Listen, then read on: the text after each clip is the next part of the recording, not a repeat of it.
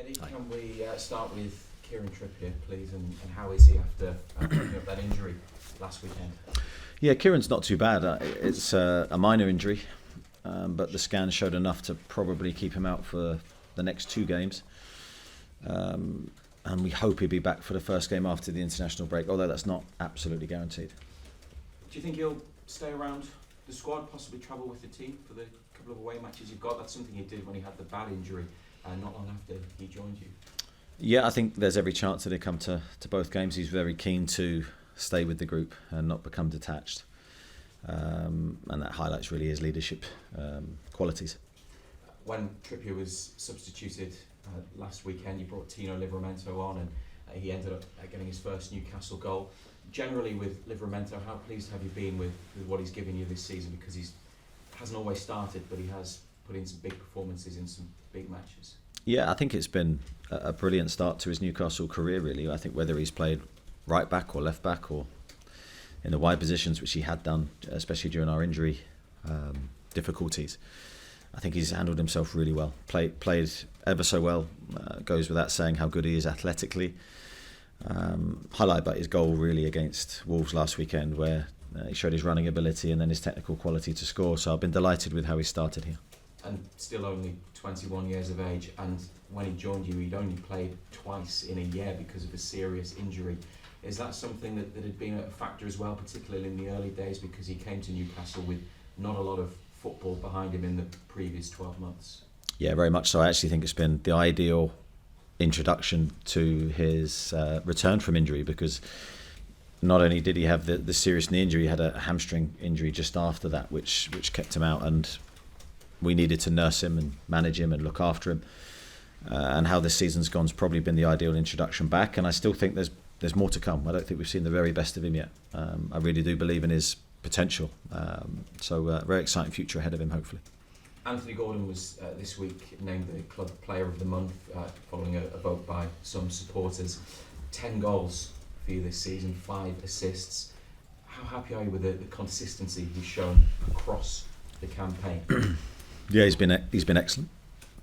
When you consider how many games he's played and the minutes he's played, and the responsibility that comes with that position, he's had to burden a lot of our attacking intent, and he's done it superbly for someone so young. He's been really, I think, mature about everything that he's delivered this year in training and how he's taken that into matches.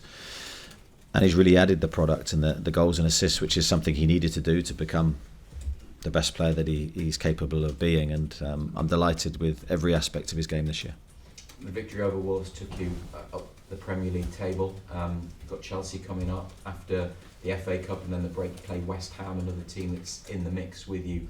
How do you view the battle at the moment to get into those European places, and what lies ahead for you? Because, like I say, you're playing some of the teams around you. You're not analysing it too much, really, in a sense that I much prefer to analyse our next opposition and how we're going to try and play and what we're going to do to try and win the game. In terms of analysing tables and teams around us, I'll leave that to you guys.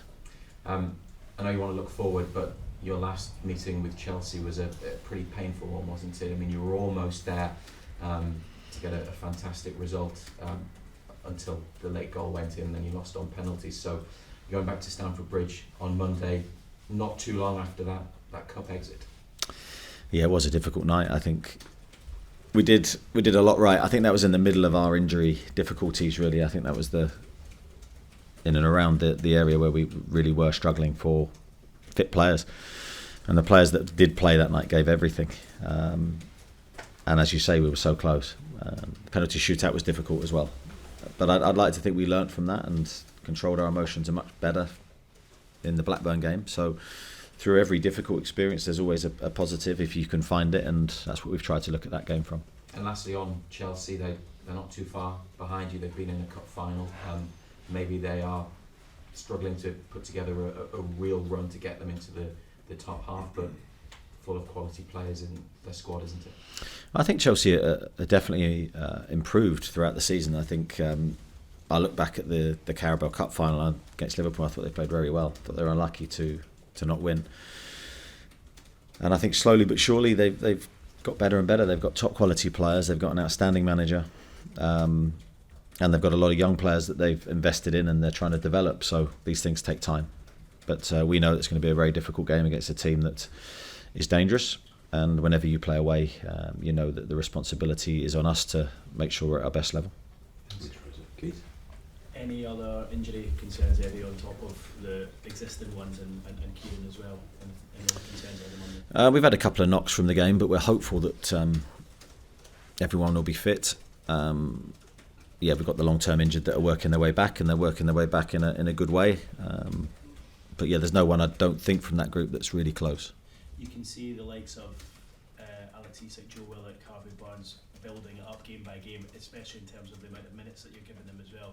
How important has it been this week to get a full week into their legs ahead of what is going to be a crucial week in your season? Yeah, so a good point. I think the training has been good this week. It's been great to see some of those players that you mentioned who have had good game minutes. But they probably need a bit more sharpness from training, and I've seen their performances been very good. So we're hopeful that a lot of our players now are in better physical shape than they have been, and we're confident that if we can get them in a good place, then our team will benefit. How's Joelinton coping with his time out? Yeah, I haven't seen a great deal of him. Of course, he's been in, and I've had little bits of time with him, but not a lot. I'd say he's dealing with it okay. I can see and sense from Joe when I see him that he's frustrated. He's not training with us. He's not with us. He's not helping the team. He is someone that is desperate to give. He's a very giving personality. He wants to be there for his teammates.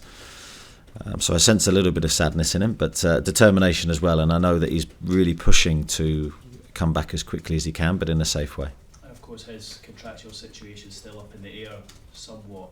Are you able to give the supporters an update at all as to where the club are with his situation?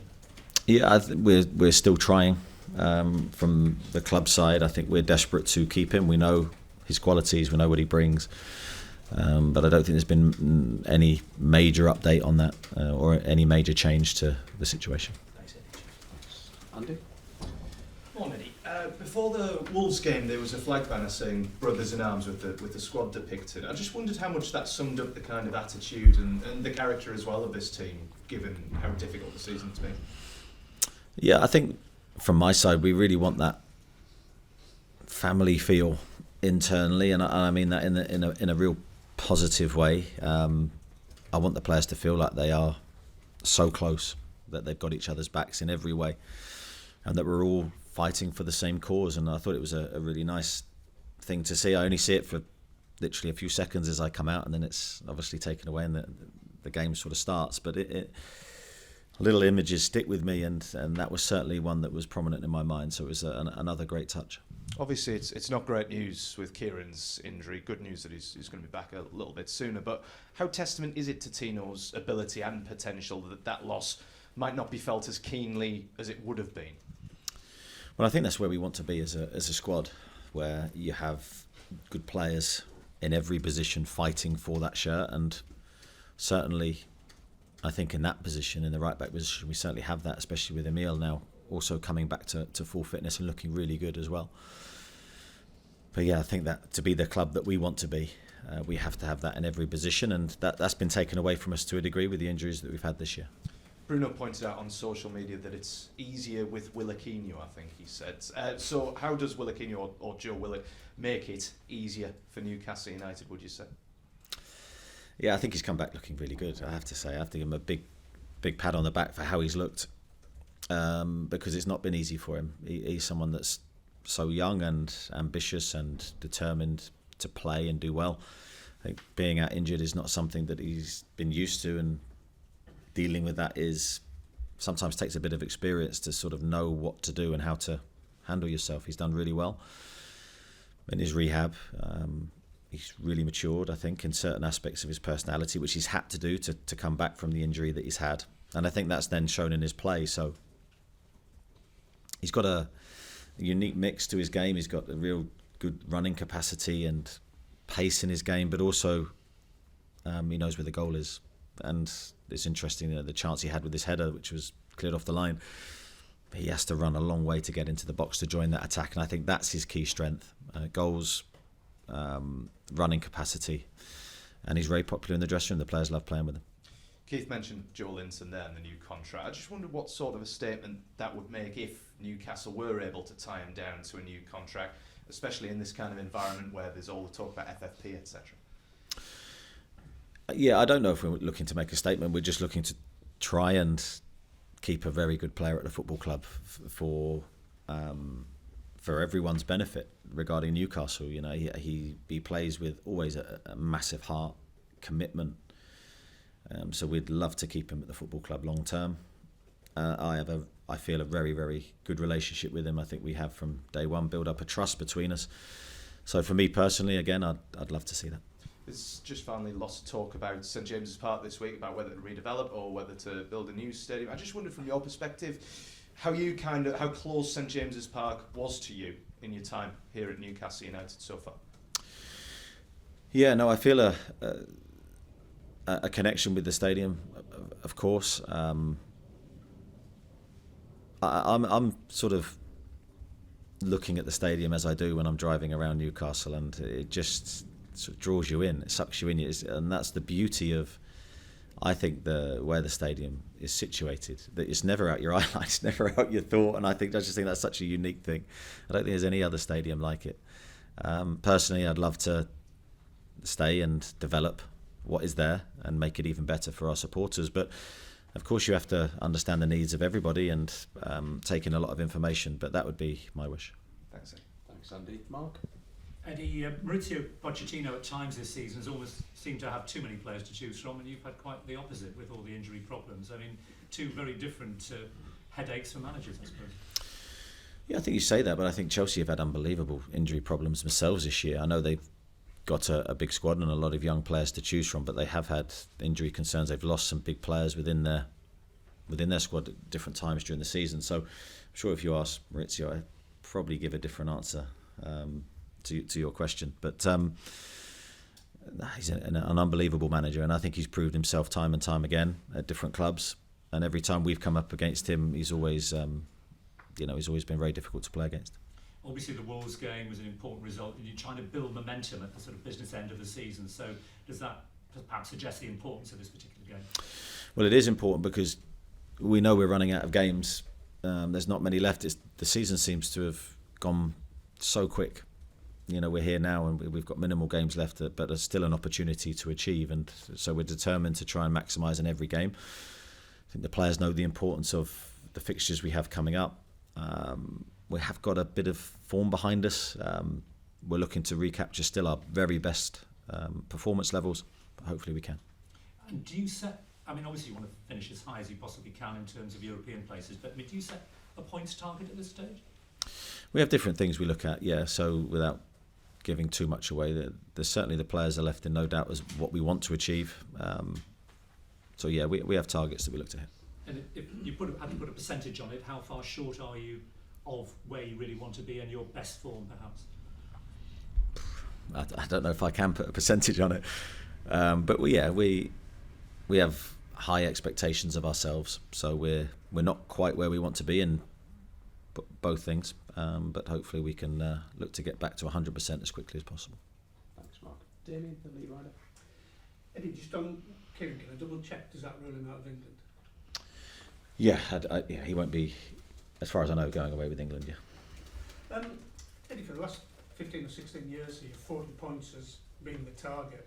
What does it say about the progress the club has made that you're at that stage at this point of the season and there's an air of frustration about where you are? Well, I think football moves on very quickly. So targets move on, images of your own team move on within minutes, it seems, these days. So that we're well aware of where we are and where we want to be, and the team that we want to be, and there's an air of frustration ourselves, but there's always, I think, in the back of your head, you have to have perspective and you have to have reality and you have to think of the challenges we faced this year. So we're sort of trying to manage all those things while trying to drive the team forward, because there's no point doing anything other than looking for growth in your team. And just on Tino, is the challenge to him ultimately to take Kieran's shirt both here and with England? of course, I think if you ask Tino, that will be his aim, and if you ask me, I'd want every player to feel the same way. If you're not in the team, your aim and ambitions should be to try and get into the team, to try and prove you're better than the teammate that you're competing against.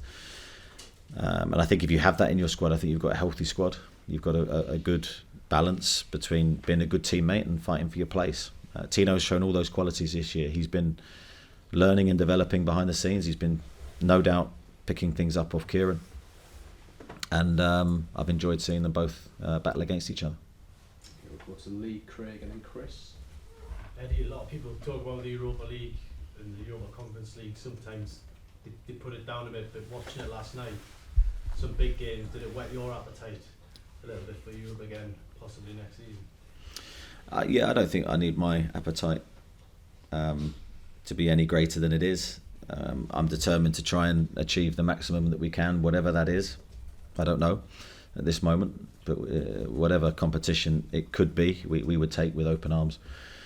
We're determined to try and get back into Europe if possible. I mean, last season, as great as it was, did it almost not put the pressure on too much, but did it set the bar maybe a little bit too high too early in your reign? I don't think we can, or I can look at it that way. We were delighted to qualify for the Champions League. There was no part of me that was thinking, well, you know, we're not ready for this or it's too early. No, I think you have to grab the opportunity when it's there, and we did. But of course, with that comes the expectation mainly from everyone in the room, and that then you have to deal with that. You have to, we have to do better at dealing with that. And this season's been a challenge. Just on Jamal Lascelles, how do you see his situation now? He's got to perhaps wait for his chance, and then beyond that, do you think he'll still be here next season because his contract situation seems to be unknown on the circuit? Right, okay. Well, I hope he's here next year. He's done incredibly well, both as a leader and captain of the group, but also as a player. And I think his game's really developed, and he's played an important part this season. When he's played, I think he's been excellent. Of course, there's good competition for places in that area now with everybody fit, but he's an integral part of what we're doing. I mean, regarding his contract situation, I don't think it's unclear in my mind. I think he has a contract for next year. Right. So it doesn't expire in no. June. So it's already been triggered, has it? Yes. Right. Brilliant. Thanks. No problem. Craig. Morning, Eddie. Kieran won't be going away with England, but Anthony Gordon might. How close is he? Does he deserve to be in that squad next Thursday? I don't know how close he is. I mean, that's for Gareth to talk about, not for me. But I think his form this season has been consistent, which I think is what Gareth will be looking for. He'll be looking for consistent performances above the level. He'll be looking for goals and assists from his winger, and I think he's delivered that as well. So I think he's in a really good place. I would say to him, don't focus on England, focus on your club form and keep doing the right things with us, and everything else will take care of itself. And Anthony's done that. I don't think he's been distracted at any time. I think he's kept looking at the short term and very motivated to play every minute of every game, which I love about him. So his career's in a good place. Got a good relationship with Gareth. Does he seek your opinion on this sort of thing? No, he doesn't, no. And I wouldn't expect him to, because he will have his own views on the game and see the game his own way.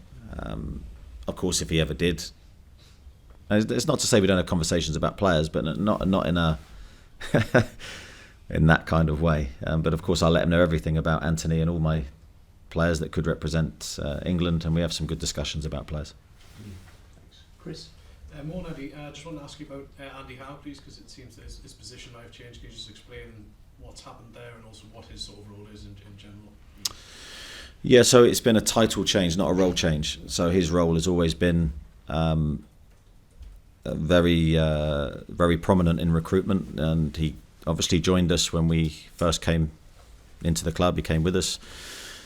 He's played a huge part in the recruitment of some key players. When I look at the role in recruiting Bruno, Tino,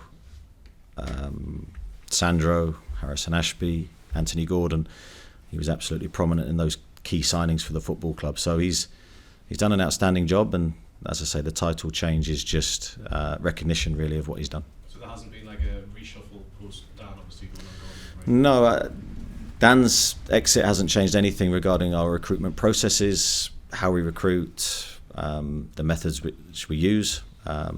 So yeah, it's been totally unaffected. Will Luke, Don and Jordan. Luke, a bit scattergun this morning. What is Lewis Howe's situation? Because there seems to be so much confusion about is he going to become a Newcastle player next season? Can he go back to Chelsea? As far as you're concerned, he's at Newcastle next season, isn't it? All the stipulations being met already? Criteria. Yeah, in terms of my thinking, I'm preparing for Lewis to be at Newcastle for many years. He was always brought in with a long-term view, not a short-term signing, long-term signing. We believe in him and his qualities. We have been working really hard with him in his game, and he's really talented lad. He's got a couple of things to continue to work on, as all the players have, and I believe in him. So my vision is that he'll be at Newcastle for many years. Has he met the criteria of the loan deal become permanent? That I don't think has quite happened yet, but hopefully it will do very soon. And what are the criteria? Now you're digging too deep. PSR, Amanda Staveley said this week that we need some fresh thinking. Chelsea are the latest club. Aston Villa this week as well are the latest clubs to be at risk, apparently, of falling foul of those limits. Do you concur with Amanda Staveley's view that we need to have a rethink of the PSR limits? I think you're talking to the wrong person here. I think that's definitely a question directed better at Amanda, at Darren, the people at the heartbeat of that kind of level at the football club. For me, I'll stick to hopefully what I know best, which is football. Boring, but thank you. Thanks, Luke. Don? Morning, Eddie. Do you expect Matt Target to be available for the trip to Chelsea on Monday? Matt is working his way back to full fitness. Yeah, I mean, I think if there was a situation where we needed him desperately, I think he could play now. But I still think he probably needs a little bit more training time. But that's not to say he won't necessarily be involved in the game. But he's done well. He's had a good full week of training, and he's getting closer. You spoke about Kieran Trippier working alongside Tino Livramento, helping him. Just what ways has that happened? Has that transpired on the training ground? Well, I think naturally when you're training next to someone every day, little things that they do will brush off on you, and certainly Kieran's got qualities that Tino will adapt into his game and look at and think, is that something that I can develop further? Kieran's a really good talker about the game as well and his experiences, and I think all of those things will have been invaluable for Tino this year. Jordan? Is Nick Pope someone we could see this month, or is it next month? I think it's more likely to be next month. I don't think we'll see him this month. He's working his way back well from his injury, but we have to be careful with him. It is obviously hugely important for a goalkeeper to be 100% fit, especially with shoulder issues. I think next month. And just one on Joe White, obviously you spoke really highly of him after the Bournemouth game, but he hasn't been involved in the squad since. Can we expect to see him again this season, or is it more difficult because you've got Joe Willock and Elliot Anderson coming back? Well, yeah, I mean, who knows? I think Joe's training with us every day, and he's working on lots of different aspects of his game. I think he's really improving. I'm pleased with him. I've seen a big improvement, big step forward after his loan spell, and I think it was a really productive time in his career. So I'm hopeful that this spell with us now is going to be equally productive, and he can be a big part of our future. Thanks. Louise and then Simon. Hi, Eddie. Looking in from the outside with Joe Willock, it seems that his decision making is the single most thing that's improved since he's been here and been working with you. Would you agree or disagree with that? I think his decision making has improved. It depends which aspect of decision making you're alluding to. But if I just pick, say, with the ball and his decision making with the ball and where he passes the ball to, I think has improved. I think his decision making generally is very attack minded. He's very driven to try and score or try and impact the final third, which you can't have too many players that do that, especially from midfield. So I think he has big strengths in terms of adding to our creativity. What other things do you think you've improved or he's improved? I think his defensive performance is also definitely a step forward during my time here. I think he, as I say, naturally is an attack-minded player. That will be his first thought, but I think his athleticism means that he is able to recover back in and form a good defensive shape and understanding. So we're still looking to improve more of his game, and I think he has the capability to play at the very highest level. And with Lewis Hall, do you still see him as a left back, or could he be reinvented or reverted to being a midfielder ultimately? I think I wouldn't necessarily label him 100% a left back. I think he's a very talented player. I mean, he's definitely my primary position that I see him in is a left back, but he can play other positions, as a few players in our squad can. So he can play a midfield. I've used him wide this year, but I'd say left back long term is probably going to be his best position for us. Actually, Simon. Eddie, just back to Anthony Gordon. How far has he come as a player and as a human being since that moment at Brentford when he was substituted and there seemed to be a bit of a strop and there was a bit of fuss about that moment? Yeah, I'd say that the Brentford incident was blown out of all proportion, really. That's just the positive of Anthony, really, that his desire is so big to do well and to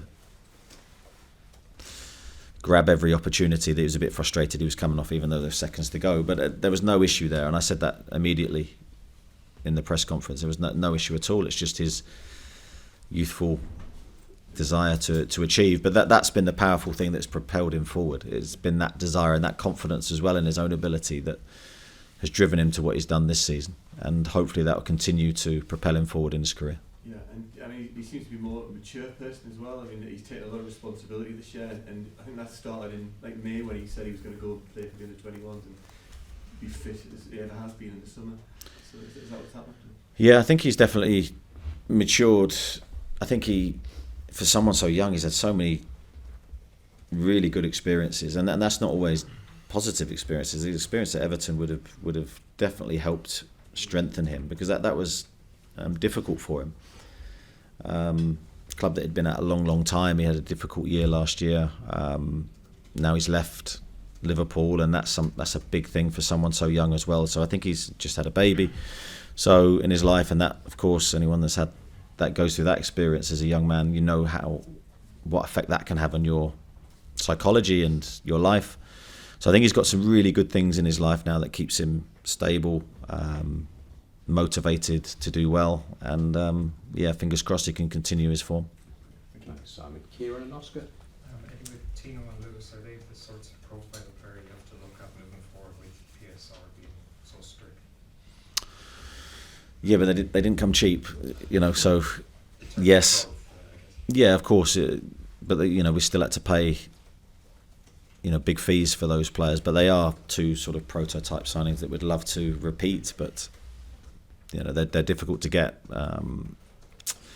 Probably with Tino's situation, his injury was probably the thing that allowed us to sign him, because I think if he'd stayed fit, we possibly wouldn't have been able to get him. And Anti's situation was quite unique to him, so we're always looking for signings that can give us growth, but also you're balancing that with the need for the short-term need of the team, so it's quite a delicate balance. It's the first time Lewis has moved away from home. He's still only 19. Has that adaptation been tricky maybe for him?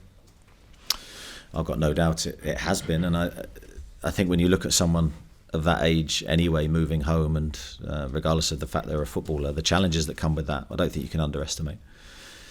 He's handled himself really well, and again, it's been a season of growth for him, although necessarily the external view wouldn't necessarily see that. We've seen that internally.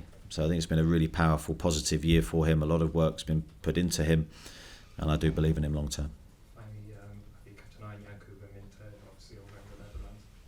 Yeah, of course. We keep an eye on all our players that are attached to us and on loan, and we wish them well, and we continue to monitor their progress, always with a view to, can they come in and help us in any way? If they can, then great, and if they can't, then we'll continue to look to develop their careers in a different way. Oscar's the finish. Eddie, given Lewis has struggled for minutes and, as you say, hasn't met the criteria, how likely is it that he will be here next season? Is it nailed on? Yeah, I think so, and that's why I said I'm preparing long term for him to be here, and I'm delighted with that, because I think he has many qualities that we're looking for. Sometimes, I know it's a rare commodity these days, we just need some patience and we just need to wait to develop players. There's no magic wand. Time, good work on the training pitch, and players develop at different speeds, but we're delighted with the progress he's made.